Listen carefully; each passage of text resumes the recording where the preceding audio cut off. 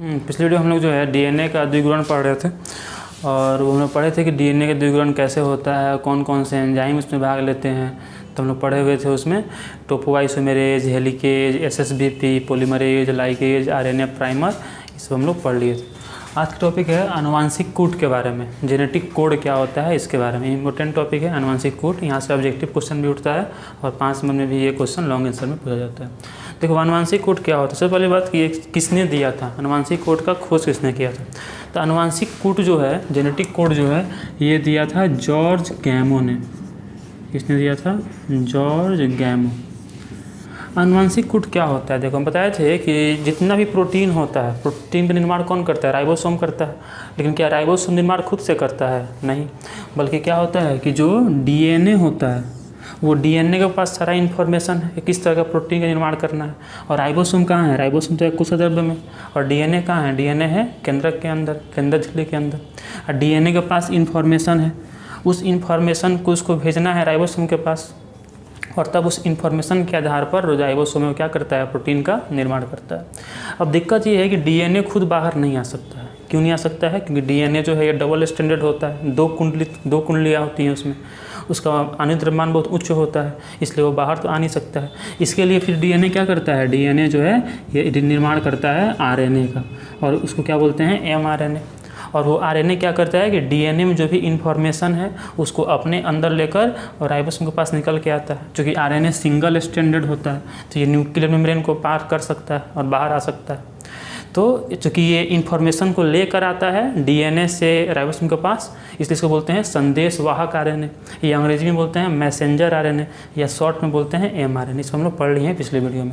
तो एमआरएनए क्या करता है? इन्फॉर्मेशन को लेकर आता है डीएनए से किसके पास? राइबोसोम के पास। और फिर राइबोसोम उस आधार पर क्या करता है? प्रोटीन का निर्माण करता है। अगर हम देखें तो सभी जो प्रोटीन हैं वो बने होते हैं कितने अमीनो एसिड के? 20 अमीनो एसिड के। उसमें से 10 अमीनो एसिड शरीर में ही बन जाते हैं और 10 अमीनो एसिड हमको बॉडी के बाहर से लेना पड़ता है, भोजन के रूप में लेना पड़ता है, और फिर उसको मिलाकर जो राइबोसोम है वो प्रोटीन का निर्माण करता है।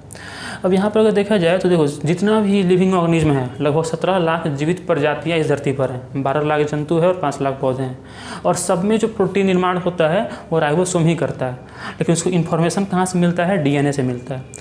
अब और सबका निर्माण किससे हुआ है? 20 एमिनो अम्ल से ही हुआ है। जो 20 एमिनो अम्ल है वही आपस में जुड़ा है और अलग अलग प्रकार के प्रोटीन का निर्माण किया है। अब लेकिन किस एमिनो अम्ल को किस क्रम से जोड़ना है ये तय होता है डीएनए के द्वारा। मतलब जिस तरह का इन्फॉर्मेशन डीएनए भेजेगा उसी आधार पर एमिनो अम्ल को राइबोसोम जोड़ेगा और क्या करेगा? प्रोटीन का निर्माण करेगा।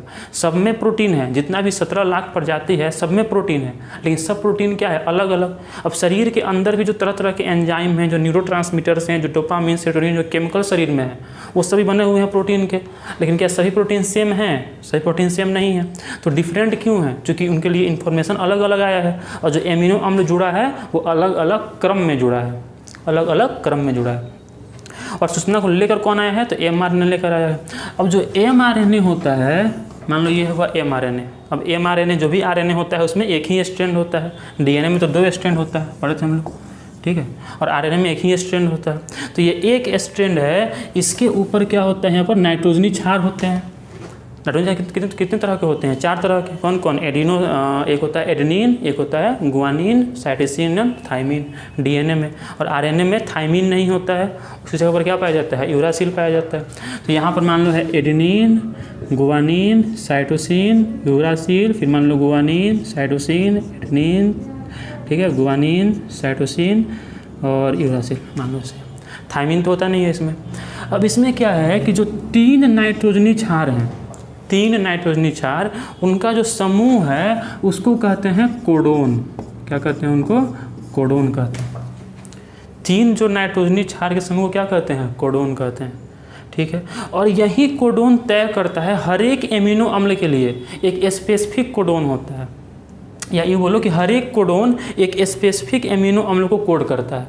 मतलब कि जिस क्रम में एमआरएनए इन्फॉर्मेशन को लेकर आएगा उसी क्रम में एमिनो अम्ल को राइबोसोम जोड़ेगा। मतलब हम कह सकते हैं कि एमआरएनए पर जो नाइट्रोजनी क्षार का क्रम है, एमआरएनए पर जो नाइट्रोजनी क्षार का क्रम है और प्रोटीन में जो एमिनो अम्ल का क्रम है, उनके बीच संबंध होता है। तुम यहाँ से क्या बोल रहे हैं कि mRNA पर जो नाइट्रोजनी क्षार का क्रम है और प्रोटीन में जो एमिनो अम्ल का क्रम है उसके बीच में क्या है, संबंध है। और ये जो संबंध है प्रोटीन में एमिनो एसिड का और mRNA पर कोडोन का या नाइट्रोजनी क्षार का जो संबंध है, इसी को कहते हैं आनुवांशिक कूट। क्या कहते हैं, आनुवांशिक कूट। तो आनुवांशिक कूट क्या है, mRNA पर उपस्थित नाइट्रोजनी क्षार एवं प्रोटीन में उपस्थित एमिनो अम्ल के बीच के संबंध को क्या कहते हैं, आनुवांशिक कूट कहते हैं, जेनेटिक कूट। जिस तरह का नाइट्रोजनी क्षार होता है वही तय करता है कि किस तरह का एमिनो अम्ल जुड़ेगा और कौन सा प्रोटीन बनेगा। ठीक है। और यहाँ पर जो 3 नाइट्रोजनी क्षार का क्रम होता है वो एक एमिनो एसिड को कोड करता है। जैसे कि अगर हम बात करें तो अगर मान लो कि AUG रहे, ठीक है, मान लो कि यहाँ A है, यहाँ U है, यहाँ G है। जहाँ पर AUG अगर कोडोन होगा, 3 नाइट्रोजनी क्षार का समूह क्या कहलाता है, कोडोन कहलाता है। और अगर यहाँ मान लो AUG होगा तो ये कोड करता है मेथियोनिन एमिनो अम्ल को। किसको कोड करता है, मेथियोनिन एमिनो अम्ल, मेथियोनिन एमिनो अम्ल को कोड करता है। वैसे ही जितने भी कोडोन हैं लगभग 64 कोडोन होते हैं। कोडोन कितने होते हैं, 64। और कोडोन कैसे होते हैं, ट्रिपलेट होते हैं, मतलब 3 के समूह में होते हैं, त्रिक होते हैं। ठीक है।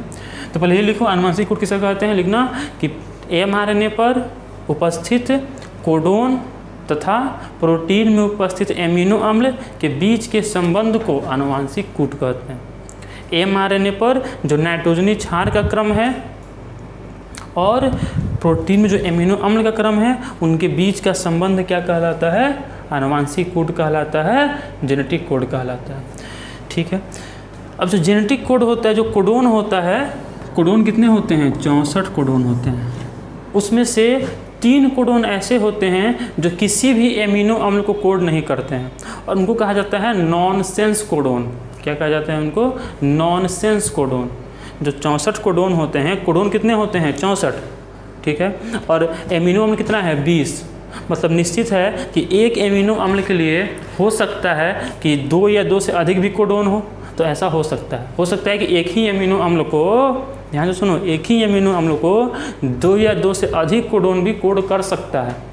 ठीक है। और करता है। बहुत सारे ऐसे एमिनो अम्ल होते हैं जिनका 3 कोडोन होता है, 4 कोडोन। मतलब कि जैसे कि बात करें अगर हम एलेनिन का, तो अगर CCC है या CCU है या CCA है, इसमें से कोई भी अगर रहेगा, कोई भी इसमें से अगर कोडोन रहेगा तो ये एलानिन को ही कोड करेगा।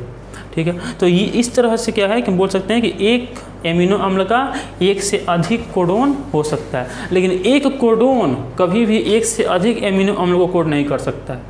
बात समझे क्या बोल रहे हैं। देखो ऐसे मान लो कि अगर बात करें फिनाइल एलानिन का, जो फिनाइल एलानिन है इसका कोडोन UUU भी होता है। ठीक है। इसके अलावा UUC भी होता है। तो ये दोनों कोड करता है किसको, फिनाइल एलानिन को। मतलब कि देखो जहाँ भी UUU रहेगा तो वहाँ के सामने कौन सा एमिनो अम्ल आएगा, फिनाइल एलानिन आएगा।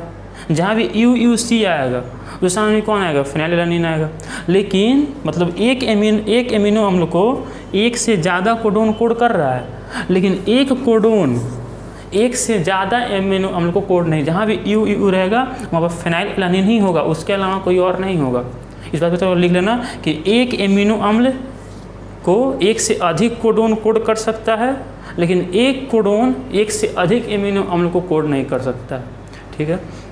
सुनो क्या क्या बोले। तो आनुवांशिक कोड का खोज किसने किया था, जॉर्ज गैमो ने किया था। आनुवांशिक कोड किसे कहते हैं, तो mRNA पर उपस्थित नाइट्रोजनी क्षार का क्रम और प्रोटीन में एमिनो अम्ल के क्रम के बीच का संबंध जो है उसे क्या कहते हैं, आनुवांशिक कोड कहते हैं। जो 3 नाइट्रोजनी क्षार का जो क्रम होता है उसे क्या कहा जाता है, कोडोन कहा जाता है। कोडोन कितने होते हैं, 64 कोडोन होते हैं। 64 में से 3 कोडोन ऐसे हैं जो कि किसी भी एमिनो अम्ल को कोड नहीं करते हैं और उन्हें कहा जाता है नॉनसेंस कोडोन। क्या कहा जाता है उनको, नॉनसेंस कोडोन। जो कितने होते हैं, 3 होते हैं। और 3 कौन कौन होते हैं, एक होता है UAG, एक होता है UGA, एक होता है UAA। ये ऐसे कोडोन हैं 3 जो किसी भी एमिनो अम्ल को कोड नहीं करते हैं और ये जहाँ भी आएंगे वहीं पर प्रोटीन बनने की प्रक्रिया रुक जाएगी, जो ट्रांसलेशन की प्रक्रिया है वहीं पर रुक जाएगी। बताया था ना कि DNA से DNA बनना क्या कहलाता है, द्विगुणन या प्रतिकृतिकरण। DNA से mRNA बनना क्या कहलाता है, ट्रांसक्रिप्शन। और mRNA से फिर प्रोटीन बनना क्या कहलाता है, ट्रांसलेशन। ठीक है, याद है कि भूल गए? बताए थे कि DNA से DNA बनना क्या कहलाता है, द्विगुणन कहलाता है।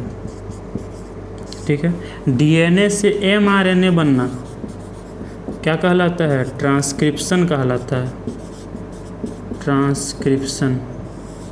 और mRNA से प्रोटीन बनना, mRNA से प्रोटीन बनना क्या कहलाता है, ट्रांसलेशन कहलाता है, ट्रांसलेशन। और ये चूँकि जो अनुवांशिक सूचनाओं का प्रवाह है वो इसी दिशा में होता है, मतलब DNA से जाता है mRNA में और फिर mRNA से कहाँ जाता है, प्रोटीन बनता है राइबोसोम के द्वारा। इसको बोलते हैं केंद्रीय डोग्मा। सब बता चुके पिछले वीडियो में ना, इसको क्या बोलते हैं, केंद्रीय डोग्मा।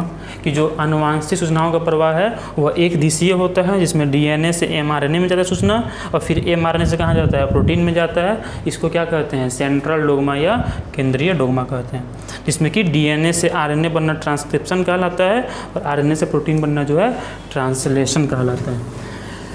तो क्या क्या समझे कि कोडोन कितने होते हैं, 64। कोडोन क्या है, तो 3 नाइट्रोजनी क्षार का क्रम क्या कहलाता है, कोडोन, जो कितना होता है, 64 होता है। उसमें से 3 कोडोन को क्या कहते हैं, नॉनसेंस कोडोन। ठीक है, या फिर इनको समापन कोडोन भी कहा जाता है।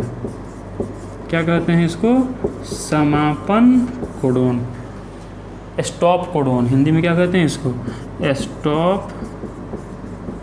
Stop codon. एक कोडोन ऐसा है जो कि जहाँ पर होगा वहीं से ट्रांसलेशन शुरू होगा, उसको बोलते हैं स्टार्ट कोडोन। स्टार्ट कोडोन जो कि होता है AUG, कौन होता है, AUG। और AUG कोड करता है किसको, मिथियोनिन को। मिथियोनिन जो एमिनो अम्ल होता है इसको कोड कौन करता है, AUG। तो पहली बात क्या लिखे, लिखो इसमें अनुवांशिक कोड की विशेषताएं। पर इसका जो परिभाषा लिख लिए कि mRNA पर उपस्थित नाइट्रोजनी क्षार का क्रम एवं प्रोटीन पर उपस्थित एमिनो अम्ल के क्रम के बीच के संबंध को क्या कहते हैं, अनुवांशिक कोड कहते हैं। अनुवांशिक कोड किसने दिया था, जॉर्ज गैमो ने दिया था। अनुवांशिक कोड का विशेषता क्या क्या होता है, पहला कि 3 नाइट्रोजनी क्षार के समूह को कोडोन कहते हैं। दूसरा कि एक कोडोन एक ही एमिनो अम्ल को कोड कर सकता है, जबकि एक एमिनो अम्ल एक से अधिक कोडोन से कोड हो सकता है। ठीक है, तीसरा कि कुल कोडोन की कितनी होती हैं, 64 होती है। इसमें से 3 कोडोन जो है वो कहलाते हैं समापन कोडोन या नॉनसेंस कोडोन, जो कौन कौन होते हैं, UAG, UGA और UAA। ठीक है, UAA, UGA और UAG। एक कोडोन जिसको बोलते हैं AUG, ये कोडोन मिथियोनिन को कोड करता है और ये जहाँ पर होता है वहीं से ट्रांसलेशन शुरू होता है, तो इसको स्टार्ट कोडोन या फिर इसको प्रारंभन कोडोन हिंदी में कहते हैं, प्रारंभन कोडोन। जहाँ पर ये कोडोन होता है वहीं से ट्रांसलेशन की प्रक्रिया शुरू होती है। ठीक है, तो ये सब बात था अनुवांशिक कोड में। पहली बात देखें कि क्या होता है, तो mRNA पर अनुवांशिक जो नाइट्रोजनी क्षार है वो और जो प्रोटीन में एमिनो अम्ल है वो संबंध अनुवांशिक कोड कहलाता है। कितने होते हैं कोडोन, 64 होते हैं। 3 को क्या कहते हैं, समापन कोडोन कहते हैं। 1 को क्या कहते हैं, प्रारंभन कोडोन कहते हैं। ठीक है, एक एमिनो अम्ल एक से अधिक कोडोन से कोड हो सकता है, जबकि एक कोडोन केवल एक ही एमिनो अम्ल को कोड कर सकता है। ठीक है, और मिथियोनिन को कोड कौन करता है, AUG करता है। और ऐसे ही हर एक एमिनो अम्ल के लिए अलग अलग कोडोन होते हैं। ठीक है, इस वीडियो को हम खत्म करते हैं। अगला वीडियो जो होगा ये हम लोग बात करेंगे इसमें आगे अब केंद्रीय डोग्मा में विस्तार से बात करेंगे और फिर बात करेंगे DNA फिंगरप्रिंटिंग के बारे में। DNA फिंगरप्रिंटिंग कैसे होता है वो बेहतर जो बात बोले इसको लिख लेना एक बार NCERT पढ़ लेना बढ़िया से। जो बात बोले हैं सेम वही बात NCERT में लिखा हुआ है, बस पढ़ लेना अच्छे से, समझ अच्छे से आ जाएगा। ठीक है, तब देख लिए पढ़ाई करते रहो। धन्यवाद।